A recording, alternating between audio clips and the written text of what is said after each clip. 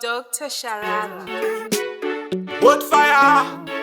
Linash, Impala Music. Linash Production. Kuchiraira sikakure indiyo shuiro yemumwe nemumwe asi chimwene chivanosiva kuti kupi kwati chazvikoperera moyo wangu siwa chete wewe chaunoda nekuti dzimwe nguva chete weunganira sisa nekuti zvakaipa zvoyase zvakanaka kana zvakanaka zvoyase zvakaipa moyo wangu siwa chete wewe chaunoda nekuti dzimwe nguva chete weunganira sisa nekuti zvakaipa zvoyase zvakanaka kana zvakanaka zvoyase zvakaipa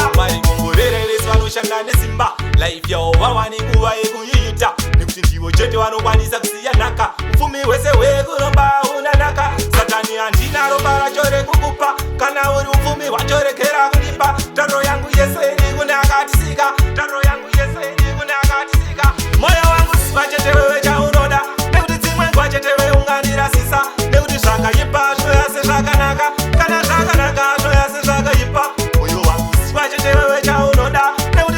chete weunganira sisa nekuti zvakaipa zvoyase zvakanaka kana zvakanaka zvoyase zvakaipa zvaunoita zvose mwari vanenge vachivonda asi kuzochenjera iwe kupinda remoto gomba panobhasikadzirisa iwe rakofaira nekuti rwendo rwacho warinoperera kwakaipa asi iwe ndiwe vakafanira kurirongera kuti rinoda kuzofamba neyakanakadzira vamwe vana vanakana kunyangwe nekeya havasi kuziva kuti kune moto uchavabisa moyo wangu siwa chete wewe chaunoda nekuti dzimwe nguva chete weunganira sisa nekuti zvakaipa zvoyase zvakanaka kana zvakanaka zvoyase zvakaipa moyo wangu siwa chete wewe chaunoda nekuti dzimwe nguva chete weunganira sisa nekuti zvakaipa zvoyase zvakanaka kana zvakanaka zvoyase zvakaipa varingongorereresi vanoshanda nesimba life yavo vavane nguva yekuiita nekuti ndivo chete vanokwanisa kusiya nhaka upfumi hwese hwekuromba una nhaka satani handina ropa racho rekukupa kana uri upfumi hwachorekera kunipa tariro yangu yese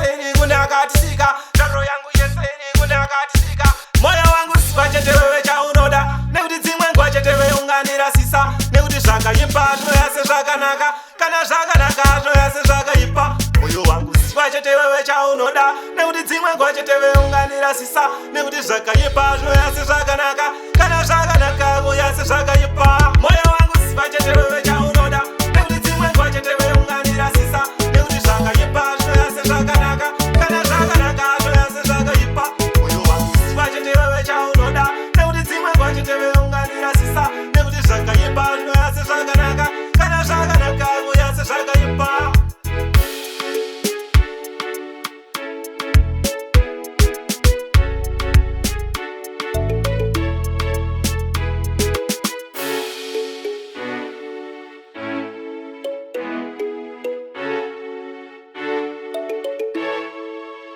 Dr. Sharara.